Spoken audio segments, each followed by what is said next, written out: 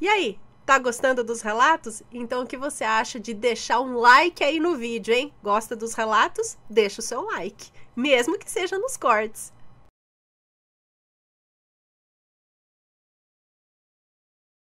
Maledite e o homem cabeça de porco.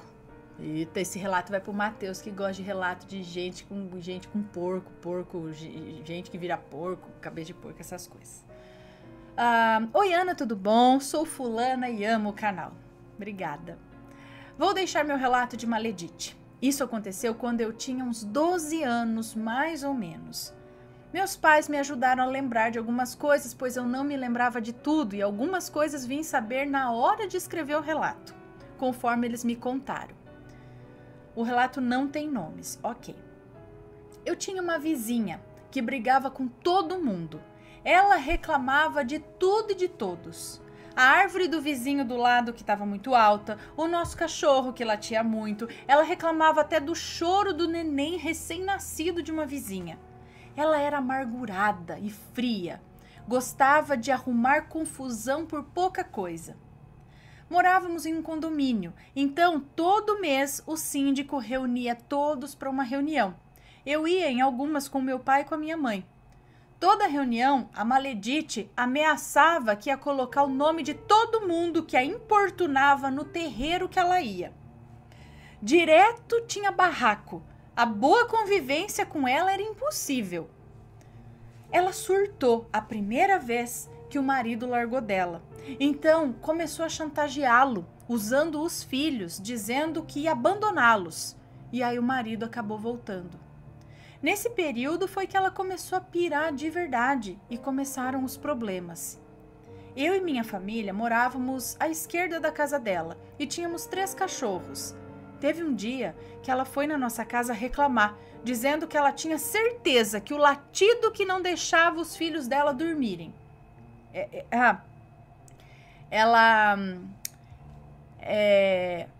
Ela foi na nossa casa, teve um dia que ela foi na nossa casa reclamar, dizendo que ela tinha certeza que o latido que não deixava os filhos dela dormir era do nosso cachorro. Pois ela já tinha passado lá em frente e tinha gravado o som. E disse para minha mãe dar um jeito de amarrar a boca do cachorro com um arame. Minha mãe, muito nervosa, teve uma briga feia com ela e mandou ela longe. Depois de alguns dias, nosso cachorro morreu. Eu amava o meu cachorro, eu fiquei muito triste. Meus pais suspeitaram de envenenamento por conta da forma que o encontramos. Foi horrível. Minha mãe, com dor no coração, pediu para ver as câmeras do condomínio. E lá mostrou que a gota serena da maledite tinha matado o nosso cachorro. Ela tirou algo da sacola e jogou dentro da nossa casa para ele comer. Provavelmente era carne ou comida envenenada. Eu não vi o vídeo na época, só os meus pais. E nisso os meus pais passaram a manter os nossos outros... Isso é crime, gente, não é não? Tinha que levar isso pra polícia. Tem prova. Bom, e nisso meus pais passaram a manter nossos outros 2 cachorros o dia inteiro dentro de casa. Só saíam pra garagem para fazer necessidades e já entravam pra sala. Minha mãe, muito brava e revoltada, fez um BO contra a maledite. E como tinham provas, ela teve que prestar depoimento. Foi decidido que ela teria que ajudar uma ONG com doações todo mês. Mas não adiantou. Outros animais começaram a morrer no condomínio. E ela era tão burra e perturbada que mostrava a cara para a câmera de segurança. Ela ia e jogava o que tinha na sacola para os cachorros. E no total, ela matou 4 cachorros envenenados. O condomínio era grande, então ela começou a acabar com os cães que moravam longe da casa dela também. Mas logo os boatos corriam e todos já estavam sabendo o que ela fazia. Então todos passaram a ter mais cuidado com seus animais. As denúncias aumentaram e foi alegado que ela tinha problemas mentais, pois em alguns vídeos ela ria para a câmera e jogava comida com veneno. Depois de todos fazerem um barraco pedindo que a justiça fizesse alguma coisa, e depois dela mesma confessar que fazia isso, ela foi presa. Minha mãe disse que ela ficou somente uns 40 dias presa e depois já foi solta, mas ia continuar ajudando as ONGs. Nisso, o marido dela largou ela e conseguiu levar os filhos com ele. A Maledite, depois que foi solta, voltou para o condomínio e ficou morando sozinha. Eu lembro direitinho que eu ouvia ela chamar o demônio dentro de casa. Ela falava palavrões e gritava muito. Tinha noites que ela colocava umas músicas estranhas e depois desligava o som e começava a chorar pedindo socorro. Minha mãe e meu pai estavam até querendo mudar de casa, pois eles tinham medo dela também. Os vizinhos chamaram a polícia porque ela perturbava o sossego de todo mundo.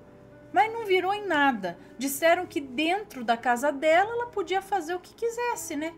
Que só podiam intervir se ela mexesse com outra pessoa. Então todos ficamos um bom tempo ouvindo aquelas loucuras dela. Ela ria e conversava sozinha. Era louca mesmo. Lembro que uma vez eu estava na piscina com uma colega na parte de trás da casa e dava para ouvir ela falando: "Seja bem-vindo à minha casa, senhor diabo. Essa é a sala. Esses da foto são meu marido e meus filhos. Busque eles." E chorava. Ela berrava essas coisas e dava para ouvir ela quebrando coisas também. Nisso, minha mãe me mandava entrar em casa e ligava a TV bem alto. Ou a gente saía de casa quando era pesado demais, sabe? Depois de um tempo, ela arrumou um namorado. Esse homem ia visitá-la às vezes e faziam o maior barulho lá, se é que vocês me entendem. A Maledite só recebia a visita dele. Os filhos e o marido, e o ex-marido, na verdade, não a visitavam.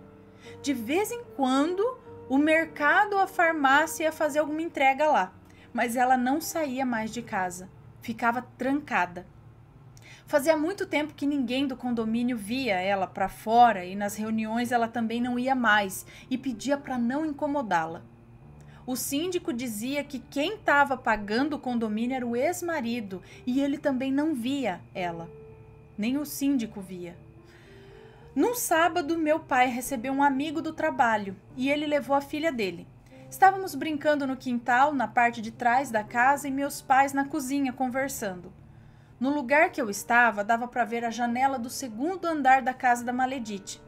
A janela estava aberta e eu passei o olho e vi um ser marrom, com focinho de porco e os dentes para fora, com pelos na cara e os olhos afundados. Tinha orelhas caídas, parecia muito um porco.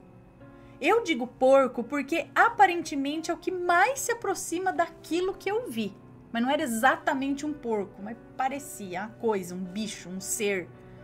Ele apareceu na janela e pulou para fora. Gente, foi muito bizarro e assustador. Ele sumiu no ar. Não fez barulho como se tivesse caído, sabe? E era o corpo de uma pessoa com braços, pernas, tronco ereto. Eu vi essa criatura, gente, sumindo no ar. O rosto era de porco e o corpo de um homem. Eu levantei correndo e comecei a chorar. Cheguei na cozinha e, desesperada, contei o que vi para minha mãe. E ela e o meu pai tentavam me acalmar. Nisso, a colega que estava na minha casa começou a chorar também. O pai dela perguntou se ela viu também. Ela disse que não, mas eu falava para minha mãe que era real, que era um homem com cara de porco, que tinha pelos, e pulou da janela e sumiu. Eu fiquei horrorizada e tenho muito medo até de lembrar disso. Olha, lembro que pouco tempo depois que eu entrei chorando e expliquei para minha mãe o que eu vi, ouvimos uma movimentação estranha do lado de fora e ouvimos um homem gritando socorro. Saímos na rua e havia vizinhos do lado de fora e na porta da casa da Maledite. O namorado dela estava apavorado do lado de fora, enrolado numa cortina. Eu só lembro que ele gritava de dor e tinha sangue nas mãos e nas pernas e pedia para chamar um socorro. Minha mãe pediu para eu entrar. Meu pai se despediu do amigo dele que foi embora e meu pai ficou lá fora. Eu e minha mãe entramos e eu não vi mais nada. Meu pai contou que chamaram a ambulância nesse dia e também a polícia. A Maledite mordeu o órgão sexual do namorado e arrancou um pedaço. O agrediu e o queimou com velas. Ela começou a chamar o diabo na hora do nheco-nheco com ele, e ele, assustado, a trancou no banheiro e saiu de casa. Só deu tempo de se enrolar na cortina, pois a Maledite estava transtornada. Os vizinhos e o meu pai ficaram horrorizados quando ele contou isso, até que a ambulância chegou e o levou. Meu pai disse que a polícia entrou à força na casa dela, pois ela gritava tentando sair do banheiro. E quando entraram na casa, a tiraram do banheiro, ela estava completamente fora de si. Mas os vizinhos todos sabiam que ela estava era possessa. Eu não vi a Maledite no dia que levaram ela, eu só ouvi os gritos. Meu pai viu e disse que ela estava irreconhecível e muito agitada, ela se debatia. Vários policiais tentavam contê-la e ela esbravejava e chamava o diabo o tempo todo. A levaram, vasculharam a casa dela e encontraram fezes humanas espalhadas nos cômodos e esqueletos de animais.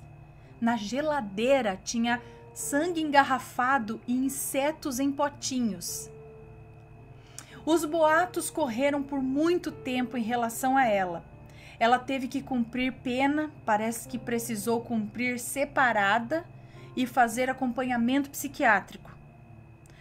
A casa dela ficou vaga por um tempo e quando os novos vizinhos se mudaram para lá, foi encontrado uma cabeça de porco enterrada no quintal. E quem encontrou foram os homens que foram cavar o buraco para construir uma piscina.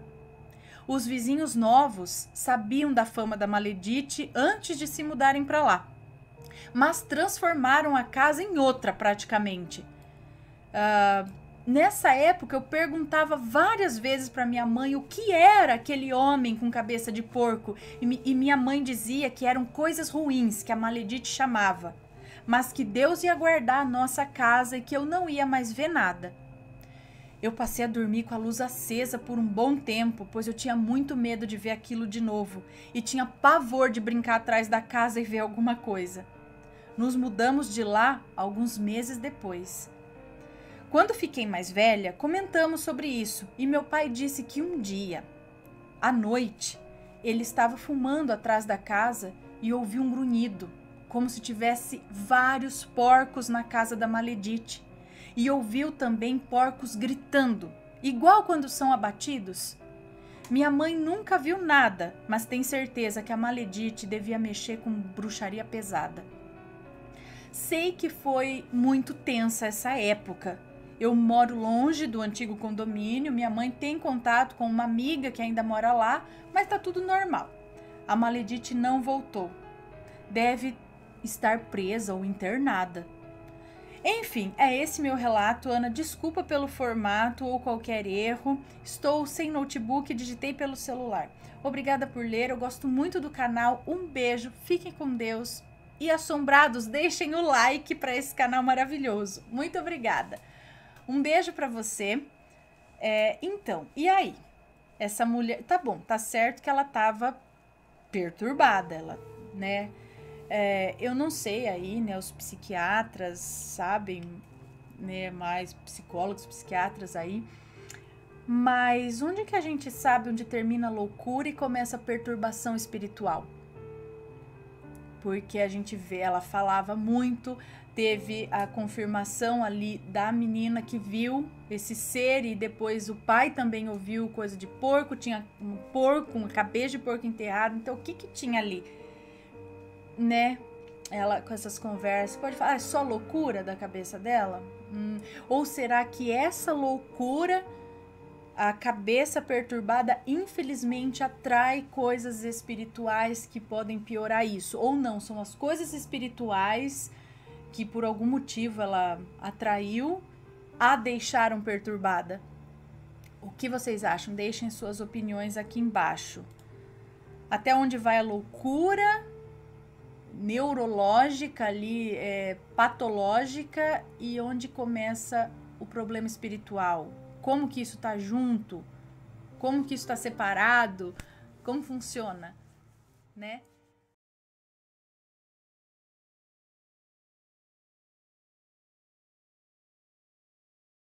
Bom, continuando aqui, próximo relato.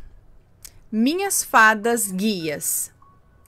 Assim como os duendes, é o mesmo rapaz, tá? Que tá contando aqui, esse relato ainda é dele. Assim como os duendes, eu tenho bastante experiência também com fadas. Devo dizer que tenho convívio com elas até hoje. Antes de começar a contar o relato, preciso dizer uma coisa sobre elas, que vai ter importância nesse relato. Que é o seguinte, não são todas as fadas que são pequenas e bonitas. Para dizer a verdade, elas podem moldar a forma que quiserem, seja a forma de um animal, de um inseto ou até mesmo a forma de humanos, seja masculino ou feminino. Não estou dizendo isso da boca para fora não, pois como já disse, sou uma pessoa que tem muito conhecimento sobre esses seres. Já estou publicando um livro sobre isso. Então, quero reafirmar que as fadas possuem a forma que bem quiserem. Estou dizendo isso porque vai ter importância no relato. O começo dessa história se passa num momento muito delicado da minha vida. Peraí, gente, vai fazer barulho. Não consegui matar. Eu ia matar um pernilongo, que ele sentou no microfone. Mas ele voou. Devia ter dado, ó, pá, chulapada aqui. Ai, pernilongo, a gente vai me picar. Vamos lá. Voltando aqui, então. O começo dessa história se passa num momento muito delicado da minha vida. Eu estava numa fase muito depressiva e tinha vários pensamentos negativos. No entanto, nessa época eu já tinha contato com esses seres da natureza. Certo dia eu estava perdido, não sabendo qual rumo tomar na minha vida. Então eu fiz uma projeção astral lúcida durante a noite. Preciso abrir um parênteses aqui. Eu não vou descrever detalhes sobre as fadas, pois as mesmas me pediram sigilo sobre as suas identidades. Então, antes de contar esse relato, eu pedi permissão a elas. Elas me deixaram contar, mas pediram que eu guardasse a identidade delas. Dessa forma, para o sigilo das mesmas, eu não irei descrever os detalhes delas com precisão. Que forma, que jeito? Por exemplo, porque elas podem mudar do jeito que quiser. Enfim, tudo bem. Voltando. Então, eu fiz uma projeção astral lúcida durante a noite e durante o meu passeio astral me deparei com fadas. Não irei citar a quantidade pelo pedido de sigilo das mesmas, mas são fadas, no plural, tá? As mesmas me guiaram até um local que eu não posso dizer e nesse local conversei com elas, criando um vínculo. Elas me falaram qual rumo eu deveria seguir em minha vida e me ajudaram a vencer a depressão. Tudo isso nessa projeção astral. No dia seguinte, quando acordei, tentei contato novamente com elas, mas sem sucesso. Passaram-se cerca de 4 meses sem notícias das mesmas. Então, novamente, em minha vida, me encontrei numa fase difícil. Não era depressão dessa vez, mas era outro problema pessoal. Então, numa noite, fiz outra projeção astral lúcida e me deparei com essas mesmas criaturas, só que com uma aparência diferente. Eu sabia, no meu coração, que eram as mesmas fadas daquela época, porque eu sentia a energia delas. E, novamente, elas me guiaram nesse outro momento difícil da minha vida. E sempre é assim, quando eu estou passando por um período difícil na minha vida, elas sempre aparecem. Cada vez com uma forma diferente, e me guiam, sumindo novamente. Só retornam quando estou precisando de ajuda, e ajuda séria mesmo. Então, depois disso, elas somem. Essas são as minhas fadas guias misteriosas. Perdoe-me não passar muitas informações sobre as mesmas, mas elas não me permitiram isso. Até hoje eu tenho contato com outros tipos de fadas, mas essas, sem dúvida, são as mais misteriosas. Eu agradeço a Deus por sempre me dar essa bênção de conviver com esses seres tão mágicos. Olha só, repleto de experiências com duendes e fadas. Que legal. Bom, assim que tiver mais histórias, manda pra gente.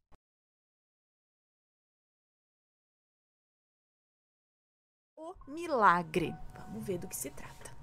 De um milagre, né, Ana? Mas vamos ver. Olá, Ana e assombrados. Me chamo Fulana, mas pode me chamar de Fulana. E vim fazer duas coisas com esse relato.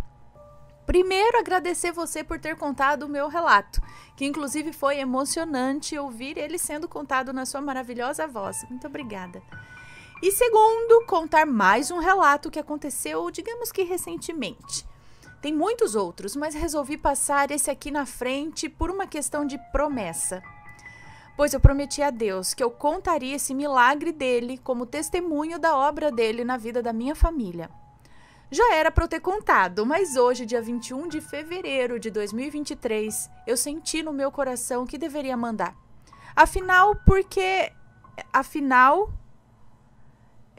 Porque melhor que o canal Assombrado...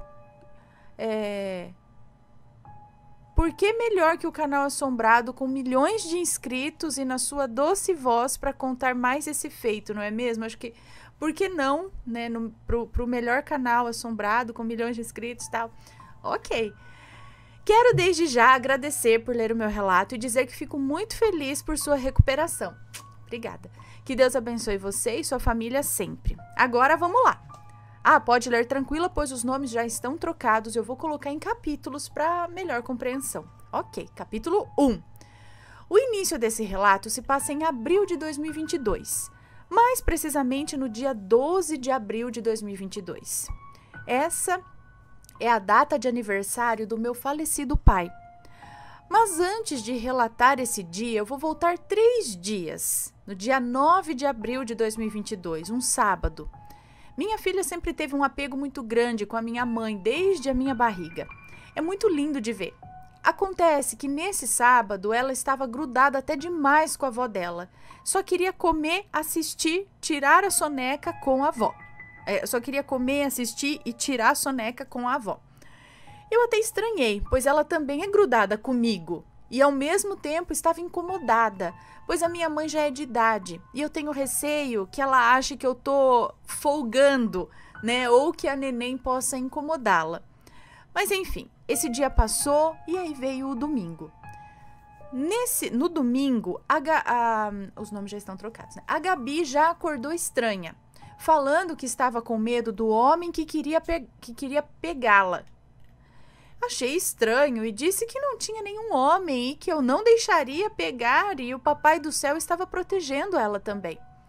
Mas ela estava inquieta, não queria comer, estava molinha, como se estivesse com sono, porém não queria dormir. Eu fiquei muito preocupada. Ela continuava falando desse tal homem, mas com o passar do dia ela esqueceu e conseguiu comer e dormir um pouco. Eu achei que estava tudo bem. Lê do engano. Capítulo 2. Segunda-feira, loguei no trabalho, porque nessa época eu estava trabalhando home office. Aparentemente estava tudo normal. Arrumei a Gabi para a creche e perguntei se minha mãe queria levá-la junto comigo. Ela disse que sim, e fomos. Quando desceu do carro, essa criança olhou para nós com um olhar tão triste, Ana, que me apertou o coração. E eu fui para casa pensando várias coisas, sabe? Passou o dia, até então tudo bem. Quando dei janta para minha filha, dei um banho e aí eu senti de acender uma vela. Isso era por volta das 9 da noite. Rezamos e fomos dormir. Capítulo 3. Na madrugada de segunda para terça-feira, dia 12 de abril de 2022, levantei para fazer xixi. Isso era por volta das 2 da manhã. Passei pelo quarto, vi a luz do celular e escutei a tosse da minha mãe. Aparentemente estava tudo bem. Então eu voltei a dormir. Quando me deito, aproximadamente uns 40 minutos depois, ouço de longe ela chamando meu irmão. Acordei assustada e perguntei se ela estava bem, e ela respondeu que não. Nessa hora me gelou o corpo todo. Eu corri no quarto do meu irmão chamar por ele para aferir a pressão dela, pois temos aquele medidor manual e eu não conseguia prender. medidor manual, o esfigmo com o estetoscópio, que você vai apertando e aí você tem que... Deve ser esse, né? Porque o outro já mostra certinho, digital, né? Automático. Então, esse daí, ela deve estar falando do esfigmo com o estetoscópio, que você tem que pôr, ouvir, onde que... onde faz, pra saber aferir. Bom, então fui ao quarto dele e chamei para ele ver que a mãe não estava bem. Quando ele foi aferir a pressão dela, estava 6/4, que se classifica como hipotensão. Opa! Tentamos abrir a janela para ela tomar um ar, demos água para ela e ela nos relatou que sentia dor no braço esquerdo e que estava mal. Quando ela falou que sentia que ia desmaiar, nós nos desesperamos. Então eu corri na casa do meu irmão do meio, que mora no mesmo terreno que nós, fui na casa dele, o chamei, expliquei a situação e rapidamente ele veio e levamos ela para um UPA. Como aqui na cidade não temos hospital, então qualquer urgência, emergência, somos orientados a levar nesses UPAs, né, unidade de pronto atendimento. E Aninha e assombrados, vou falar algo para vocês. O olhar da minha mãe não era mais o mesmo. Eu fiquei muito, muito, muito assustada. A aparência dela era outra. Ali não era minha mãe. O jeito que os meus irmãos saíram com ela carregada de casa e o jeito que ela entrou naquele carro me afligiu de todas as formas possíveis. Como eu teria que ficar para cuidar da minha filha, imediatamente no que eles saíram, eu caí no choro. Eu chorava copiosamente, como se tivessem arrancado um pedaço de mim. Então acendi uma vela e de joelhos ali eu supliquei a Deus pela vida da minha mãe, que ele abençoasse quem fosse atender a minha mãe e que o espírito da morte batesse em retirada. Enquanto eu dizia essas palavras, eu podia ver com os meus olhos fechados um buraco, como se fosse um poço que estava aberto, se fechando. Não, ela disse assim, enquanto eu dizia essas palavras, eu podia ver com os meus olhos um buraco se fechando. Era como se fosse um poço que estava aberto, mas estava se fechando. Terminando essa oração, no fundo, eu sabia que tudo ia dar certo, mas ainda estava com medo. Meus irmãos sempre me avisando por celular sobre o que estava acontecendo, mas o meu coração estava na mão. Foi quando eles me avisaram que eles viriam para casa me explicar melhor o que tinha acontecido. Chegaram de lá e me avisaram que nos exames realmente constataram um infarto e que ela seria encaminhada para o hospital da cidade vizinha para fazer o procedimento de cateterismo. Nos arrumamos e fomos para lá de imediato. Quando chegamos lá, ela estava na ambulância, consciente. Meu irmão que deu entrada nela no hospital e a médica chamou ela para conversar, pedir quais eram as medicações que ela estava tomando e explicar como seria o procedimento. A doutora explicou que ela poderia ficar na UTI, dependendo de como tivesse sido a cirurgia e quais eram os riscos. A essa altura, Ana, eu, meu outro irmão e minha filhinha estávamos do lado de fora da sala com o coração na mão e avisando os mais próximos da família. Graças a Deus, tem a esposa do sobrinho da mãe que trabalha nesse hospital. Graças a Deus, tem a esposa do sobrinho da mãe, da minha mãe, é isso? Que trabalha nesse hospital e acompanhou a cirurgia. Foram longas 2h30 de espera e ela mandou em um grupo da família que a cirurgia havia terminado e que estava tudo bem. Para nós foi o maior alívio, pois foi uma vitória ela ter passado por uma cirurgia depois de estar com o corpo fraco devido ao infarto, mas minha velhinha é forte demais. Capítulo 4. Mas mal sabíamos nós que a prova só estava começando. Ela falou assim, a tia Maria tá bem, colocaram 2 stents no coração dela, está com baixa dose de noradrenalina e está com um marca-passo externo, que estão vendo como ela reage, caso precise colocar o interno. Nós somos em 3 irmãos, mas como na UTI só podia entrar uma pessoa por vez e 1 hora apenas, resolvemos fazer assim. Na terça-feira, meu irmão João entrou, na quarta, meu irmão José, e na quinta seria a minha vez. Até aí tudo bem. João entrou para vê-la, saiu de lá um pouco cabisbaixo, mas feliz por ela estar bem, com vida, né? Porém, ela estava cansada, um pouco grogue e não falava coisa com coisa. José, na quarta-feira, entrou para vê-la. Já conseguiu conversar melhor com ela, perguntou aos médicos sobre a alta, mas não falaram nada. Disseram que o estado dela era delicado e que teria que aguardar mais um pouco.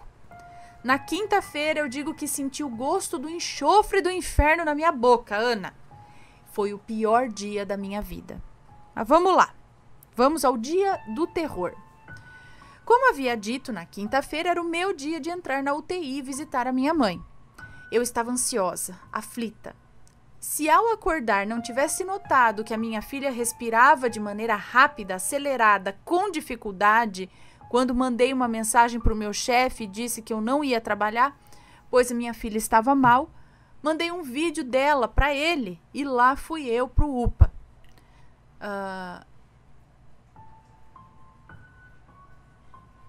Tá, bom. Chegando lá, a saturação da minha pequenina estava em 80. O normal para uma criança é entre 96 e 100. Então, correram mandar minha filha para observação. Ali furaram a coitadinha. Teve que tomar soro, injeção, ficar no respirador. Foi um pesadelo. Quando a médica veio e falou: mãezinha, ela está com broncopneumonia. Vamos ter que internar. Nessa hora eu tremi mais que vara verde, pois eu pensei, pronto, minha mãe, agora minha filha. O inimigo quer acabar comigo, só pode. Então, vendo meu desespero, a médica medicou a pequena e passou o tratamento para continuar em casa, com antibióticos e tudo mais. Tá, saímos desse UPA e fomos direto para o hospital que a minha mãe estava internada. Quando entrei no quarto e a vi, eu não a reconheci. Não porque ela estava com aparência diferente, mas o seu olhar estava perdido. Parecia uma criança que estava em um lugar novo e que não sabia o que fazer. Aquela era ela. Mas conversamos, demos risada, tranquilizei ela quanto a tudo que estava acontecendo, e assim seguiu a visita até o momento que chegou o pessoal que canta para o pessoal. Até que chegou o momento do pessoal que canta para o pessoal nas UTIs. Ah, tá. É um trabalho voluntário, assim, é isso? O pessoal vai lá para cantar para o pessoal que está nas UTIs. Como era época de Páscoa, eles iam fantasiados de coelhinhos e cantavam vários hinos da Igreja Católica. Foi um momento bom, sabe? Mas ao mesmo tempo meu coração estava com medo, pois a todo momento que eu estava lá, eu sentia algo me dizer: aproveita que essa é a despedida. Eu, claro, logo repreendi esse pensamento, mas eu ficava aflita. Quando terminamos essa visita, eu saí da sala e só sabia chorar. Meu coração se tornou um poço de tristeza e eu estava cansada, triste, preocupada, só chorava. Quando eu achava que a situação não podia piorar, uma tia minha, que aqui vou chamar de Maledite, que também trabalha nesse hospital, me mandou mensagem e falou que precisava conversar conosco urgente. Chegamos em casa, fizemos um café para esperar por ela. E então ela chegou. Mal nos cumprimentou e foi logo falando: eu conversei com o doutor que está vendo o caso da Maria e ele falou que é crítico, que metade do coração dela está parado e que se tentarem colocar o marca-passo, provavelmente ela não sobreviva. Ou fique em coma. Eu peço que sejam fortes para o que está por vir. E ditas essas malditas palavras, ela foi embora. E você, Ana e assombrados, devem estar se perguntando assim: ela deu a notícia e virou as costas e foi embora assim mesmo? Sim, ela fez isso. Chegou, deu a notícia, virou as costas e foi embora. Só isso. Mas nem preciso falar o que aconteceu, né? Tive crise de pânico, ansiedade, meu mundo desabou debaixo dos meus pés ali mesmo. Eu só queria que aquele dia terminasse o quanto antes. Capítulo 5. Quando minha filha dormiu, eu só pensava em clamar e pedir a Deus que nada que aquela mulher tinha falado se cumprisse. Então eu orei, eu rezei e dormi. Quando foi 3 da manhã, Acordei de repente e senti uma angústia enorme no meu peito. E então me ajoelhei de novo, acendi outra vela e pedi proteção. E que Deus repreendesse tudo de ruim. Na sexta-feira, sexta maior, era a vez do meu irmão João entrar novamente na UTI para visitar nossa mãe. Quando ele entrou, disse que tomou um susto, pois o marca-passo externo não estava lá. Ela estava amarrada e estava com os acessos em outros locais. Quando questionou as enfermeiras, fora-lhe dito que a mãe, na madrugada, deu uma crise que arrancou tudo, arrancou marca-passo, os acessos e que nessa hora o lado direito do coração dela, que estava sem bater, voltou a bater normalmente. E só amarraram ela para não acontecer dela arrancar novamente os acessos. Quando meu irmão saiu e nos contou essa notícia, eu sabia que tinha sido Deus e que foi Ele que permitiu isso, para que não fosse necessária a cirurgia. Nesse dia, fui até uma procissão em agradecimento pelo livramento. Capítulo final. Bom, Ana, até que enfim, o último capítulo.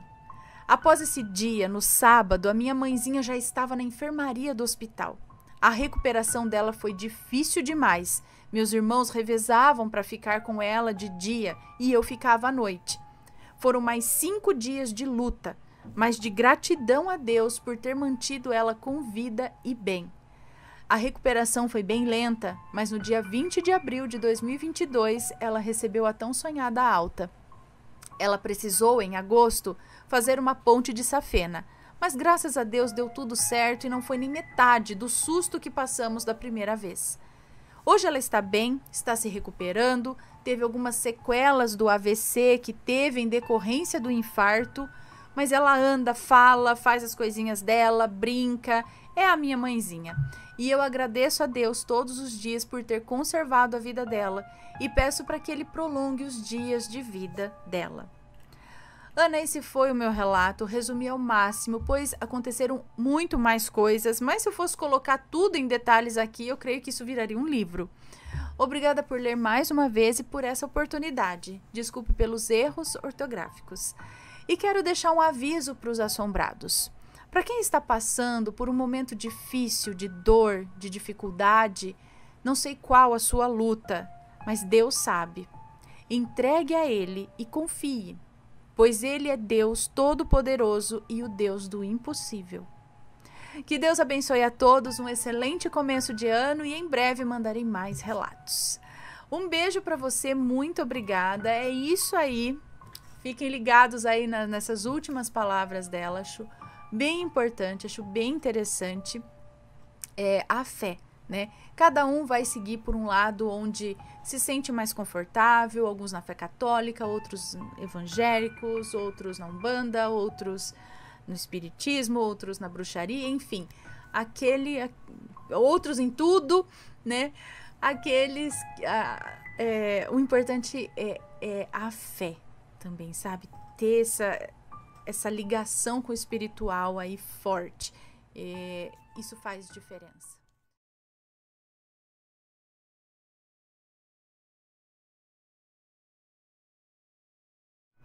Achei. Vamos lá, então, ler O Ser de Preto. Olá, Ana e Matheus, meu nome é Fulana e atualmente moro em Marília, São Paulo. E o relato a seguir se passou em São Paulo, capital, quando eu tinha 13 anos. Inclusive, eu já acompanhava o canal de vocês, sobrenatural.org, é o site, né? Então, desde muito cedo, eu sou curiosa com esse mundo natural. O sobrenatural na concepção espírita não existe.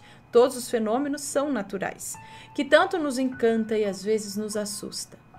O que descreverei a seguir é totalmente verdadeiro. Ocorreu em 2012 e me marcou muito. Pois bem, eu estudava no período vespertino, estava em horário de verão, então quando cheguei em casa ainda estava claro. Os meus pais se encontravam no andar de cima da casa e o andar de baixo estava vazio. Foi então que passei em frente ao quarto dos meus pais e me deparei com algo que me recordo nitidamente dos detalhes. Uma coisa é quando você vê um vulto, que pode simplesmente não passar de uma sombra, Mas o que eu vi, tenho toda certeza que era real. Em cima da cama dos meus pais, avistei um ser. Eu me refiro assim porque eu não sei o que era. Era um ser de pernas cruzadas, em posição de meditação. E ele estava de sobretudo preto. Um chapéu tipo cartola preto também. E eu lembro que ele não estava sentado, mas sim flutuando. Não se localizava no centro da cama, mas mais para o lado esquerdo. E não consegui ver o seu rosto, pois dos olhos exalava uma luz branca, com tons esverdeados, muito intensa, mas que olhavam diretamente para mim. Me recordo como se fosse hoje, uma experiência que eu jamais havia presenciado, e assim que eu vi, eu paralisei. Foram segundos que pareceram minutos intermináveis. Ninguém jamais soube me explicar o que aconteceu naquela tarde, porém, seja para o bem ou para o mal, eu jamais o vi novamente. Já contei para algumas pessoas e ninguém sabe ao certo dizer o que é. As opiniões variam de extraterrestre a Exu. Já me falaram do povo das sombras ou algo assim, mas acredito que destoe um pouco dos relatos que já li sobre esses seres. Muitos me perguntam o que eu senti naquele momento. Medo, angústia, paz ou calma? O fato é que eu fiquei com medo e imediatamente voltei para a cozinha. O meu medo, e principalmente o que passava pela minha cabeça, era dele vir atrás de mim. Então eu criei coragem. Eu lembro que peguei até uma maçã, lavei e mordi para tentar me acalmar. E passei correndo na frente do quarto e subi as escadas em direção aos meus pais, sem olhar para os lados. Foi a experiência mais forte que eu já tive. Observação, eu cheguei a chamar pelos meus pais, mas eu não sei se a minha voz não saiu ou se eu gritei muito baixo, mas de qualquer forma eles não ouviram. Um ser, sobretudo preto, cartola, com a perna cruzada flutuando em cima da cama.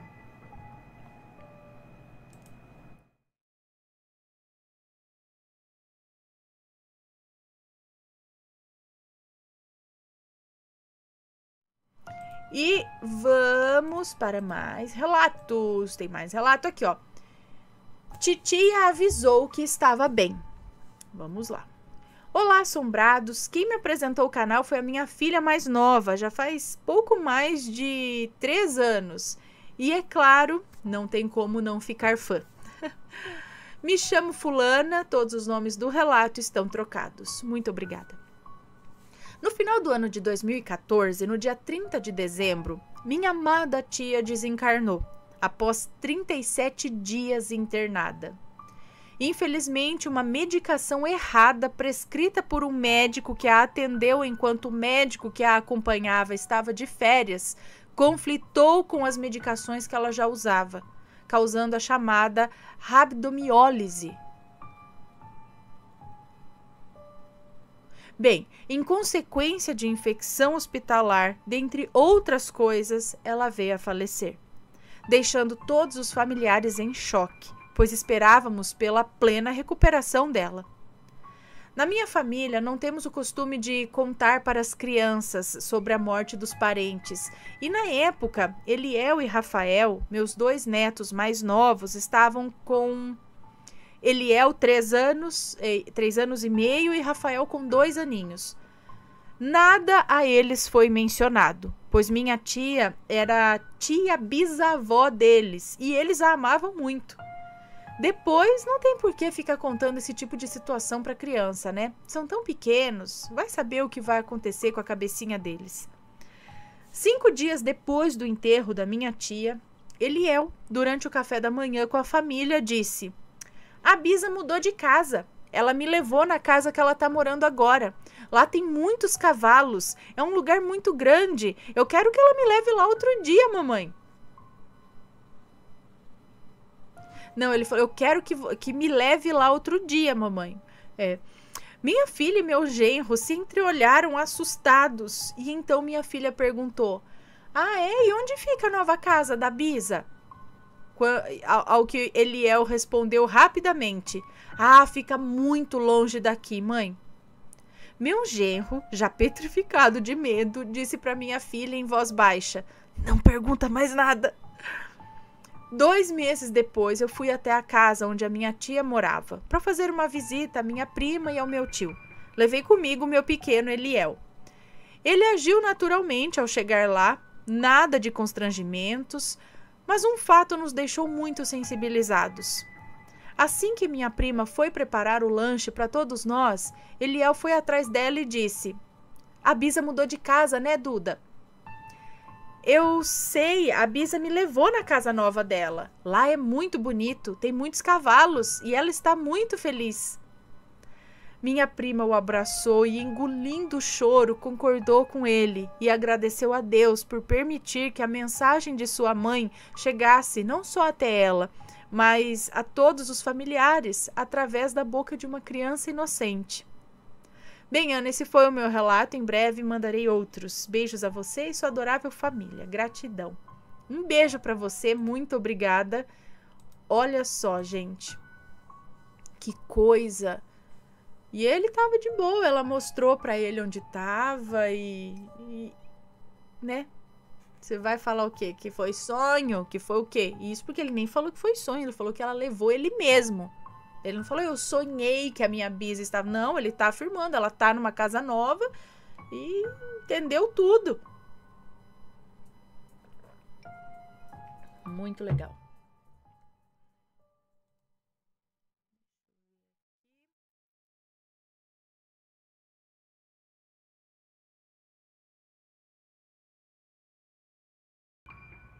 As larvas que me comiam viva. Tá louco? Credo. Olha lá, o Miguel Ângelo tá falando aqui, ó. Sim, desde Londres. Já cheguei a ver do pessoal da... Tá em Londres, né? Shadow People, o povo das sombras. Você viu o povo das sombras dentro do pub? É? Depois conta pra gente. Miguel, um beijo. As larvas que me comiam viva. Ana, esse é bem curtinho. Bom, não lembro. Lembra do Adolfo? Pois é, nos separamos. Não lembro, não sei o que é. Nos separamos. Éramos como almas gêmeas, mas enfim, não foi. Quando nos separamos, tive que voltar a morar com os meus pais e com os meus irmãos. Casa lotada. O que aconteceu para me separar do Adolfo? Uma Edith, claro. Em 97, voltei do Paraguai. Adolfo é de lá. Fui morar com ele, estávamos muito felizes, até que depois de algum tempo ele veio a mudar de comportamento comigo. Enjoado, sem sair, totalmente diferente. Deste jeito, já não havia aquela felicidade de antes, e eu resolvi voltar. Quando cheguei em casa, estava muito triste, muito abatida. A separação não é nada fácil. Ana, no passar dos meses, eu senti coceira, eu vivi irritada, e exalava mau cheiro. Até ouvia comando de vozes. Caía em todo canto, principalmente na rua, entre os carros. Como havia relatado, a casa estava cheia. Eu tinha que dormir entre 2 irmãs que já dividiam a cama de casal. 3 numa cama de casal, é isso? Bom, Ana, eu acordava toda picada e perguntava para as minhas irmãs se elas também não sentiam isso. Mas era só comigo. Trocávamos os lençóis a cada 2 dias. Até sabão de lavar roupa e amaciante. Trocava. É isso? E nada resolvido. E assim fui tocando a vida nessa aflição.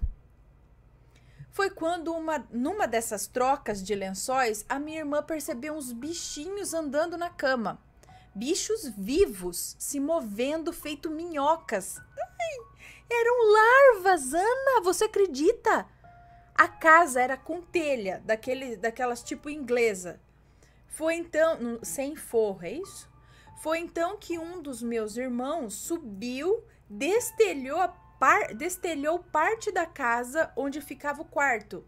E não havia nenhum bicho sequer lá, tipo gato morto, rato, lagartixa ou outro tipo de animal que pudesse ter morrido lá e ter juntado bicho para cair as larvas no colchão. Mas não tinha nada, absolutamente nada. Os bichinhos estavam me comendo viva. Eu fiquei sabendo através de um babalorixá que alguém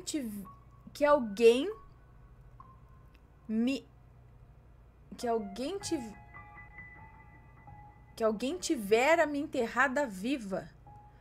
Que alguém me enterrou viva através de uma foto. Que raiva, hein, Ana? E esse também foi o motivo da minha separação com Adolfo. Uma das 7 Ediths que me persegue. Puta, não basta uma Edith, tem 7 atrás de você? Gente. Bom, te agradeço mais uma vez por ler meus relatos. Tenho outros. Desejo paz e muita saúde a você e sua família. Axé.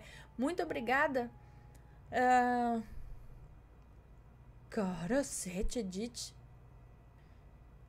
Tinha larva. E pior que as larvas, as suas irmãs nem perceberam, não tinha nada com elas. E dormiam as 3 na mesma cama. Era só ela atacada. E as larvas ficam tipo bigato assim, né? Larva. E as irmãs também viram? Dá pra ver também. E foi um trabalho feito, tipo, enterrar uma foto, como se estivesse enterrando ela, viu? Era pra apodrecer em vida. Credo.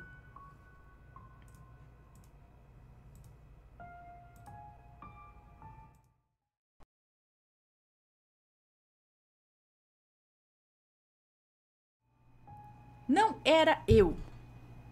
Espero que tenha a ver com o assunto, lá. Olá, Ana, me chamo fulana e vou contar algo que aconteceu comigo e que quase acabou com a minha vida. Tudo começou em 2012. Eu estava muito mal, pois meu ex-namorado terminou comigo depois de 7 meses juntos. Eu estava muito mal, pois era muito apegada a ele. Mas sempre pensei que nada acontece por acaso e que se acabou é porque tinha de ser. Ainda assim, estava muito triste, pensava até em tirar minha própria vida. Burrice mesmo, tá, gente? Pelo amor de Deus, por causa de outra pessoa, por causa de homem, por causa de mulher, esquece. Né? Por causa de nada, mas vá, né? Por favor. Hoje ela vê isso, mas é que às vezes a gente fica, oh meu Deus, né? Mas, né? Bom, ela mesma disse aqui, ó, burrice. Porém, fazia um curso no centro, sempre fui muito enérgica e extrovertida. Dessa forma, tinha muitos amigos, muito mesmo. Já havia mudado de turma algumas vezes, mas ainda era muito apegada a um amigo da minha primeira turma. Vou chamá-lo de Felipe. Ele sabia do meu último relacionamento e fazia de tudo para me animar. Então me chamou para conhecer o restante da turma de amigos. Foi assim que conheci um rapaz que me chamou muito a atenção. Era muito bonito e simpático. Comecei a me aproximar dele e, com pouco tempo, marcamos de sair. Nas 2 primeiras vezes deu errado, mas eu não desisti. Faltava apenas uma semana para o ano novo de 2013 e também meu aniversário, que é no dia 1º de janeiro. Marcamos de nos encontrar na praia para passar a virada do ano vendo fogos. Não demorou muito até que, quando começaram os fogos, nos beijamos e dali já estávamos namorando. Ai. Eu fui dormir na casa dele, pois estava muito tarde para ir para casa de ônibus. Para não encumpridar tanto a história, vou logo pular para o acontecimento. Já estávamos namorando há 2 anos. Pronto, já pulou. Já estávamos namorando há 2 anos. Era o ano de 2014. Em meados de julho a novembro, foi quando minha vida desabou. Achei que fosse morrer.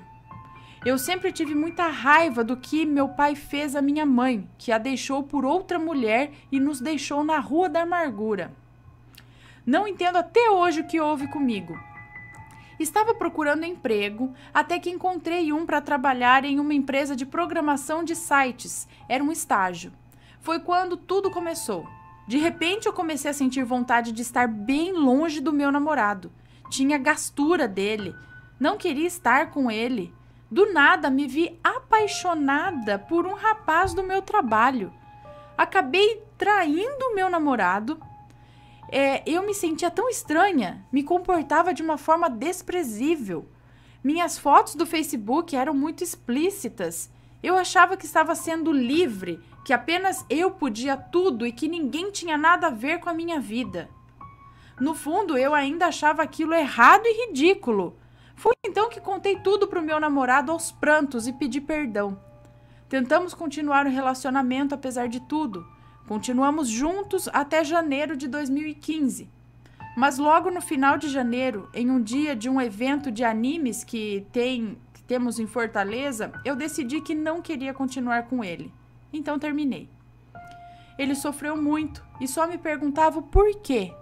Eu só sabia dizer que eu não queria mais continuar com ele. Mas eu também chorava e no fundo sentia como se fosse morrer. Não entendia por que eu fazia aquilo. Assim passamos quase 2 meses separados. Os piores 2 meses da minha vida.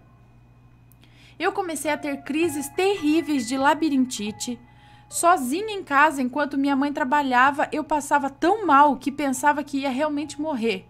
Todos os dias, o meu ex-namorado vinha na minha casa, que era perto da sua, e pedia que voltasse para ele.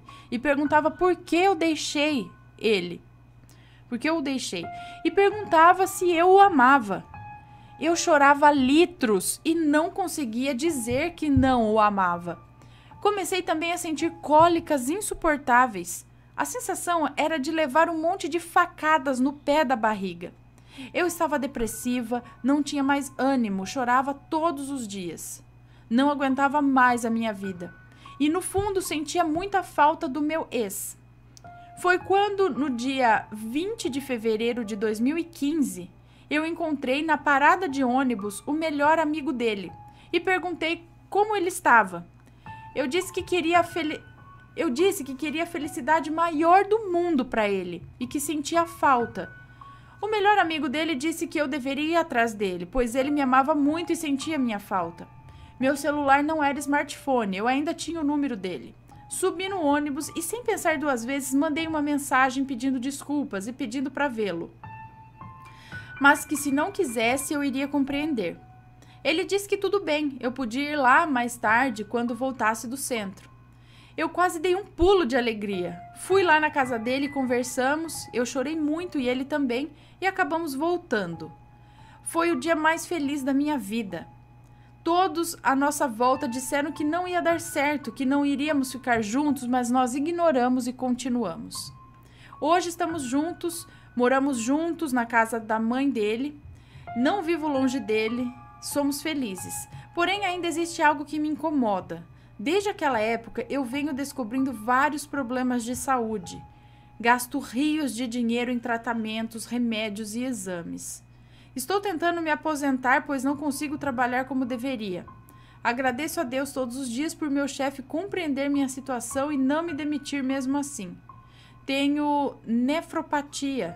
Meu rim direito está com hidronefrose, com afilamento parenquimatoso. Já fiz diversos exames de sangue e de imagem, mas ainda não encontraram o motivo. Ainda estou no processo de descobrimento da razão. Sinto muita dor e durmo muito mal. Além disso, tenho fibromialgia, refluxo, gastrite, rinite, sinusite, labirintite, má circulação. Tenho até manchas nos pés que coçam por causa do problema, o que não é normal, pois tenho apenas 20 anos. Intolerância à lactose, intestino irritável e enxaqueca. E o pulso ainda pulsa. Meu Deus! Tudo isso, garota! Esses são os meus problemas diagnosticados. Segundo o médico suspeita de outros problemas. Mas apesar do meu sofrimento, me mantenho de pé e continuo tentando e lutando. E tenho um amor maravilhoso ao meu lado que cuida de mim. E está sempre ao meu lado. Minha mãe também cuida muito bem de mim. Enfim, até hoje não consigo entender o que me aconteceu. Eu não me sentia com posse do meu corpo e mente. E suplico a Deus que isso nunca mais me aconteça. E peço principalmente que me ajude a superar todos esses problemas. Desculpa pelo relato tão grande, obrigado por ler. Eu amo vocês, Matheus. Parabéns pela família, pelo canal. Assisto sempre que posso. Até um próximo relato. Gente, mas você não tinha nada disso antes de acontecer? Antes de você ter essa... Parece que você não era você? E as coisas começaram a acontecer depois? Será que é algum tipo de... A imunidade é muito baixa? É espiritual? Não é? Eu não sei, não posso dizer, mas sei que... Tem bastante coisa aqui. Torço pela sua saúde, pela sua melhora. Espero que melhore, que fique bem. E esse negócio de você não ser você, de sentir... Será que fizeram alguma coisa? Algum trabalho? Ou isso deve ser investigado? Deve ser... Como que eu falo a palavra? Não é medicamente. Medicina... Deve ser investigado pela medicina. Né? Pro lado espiritual e pelo lado da medicina. Deve-se investigar. Me conta, gostou do relato? Então o que você acha de deixar um comentário aqui embaixo, sempre com respeito, por favor. Além do like, é claro.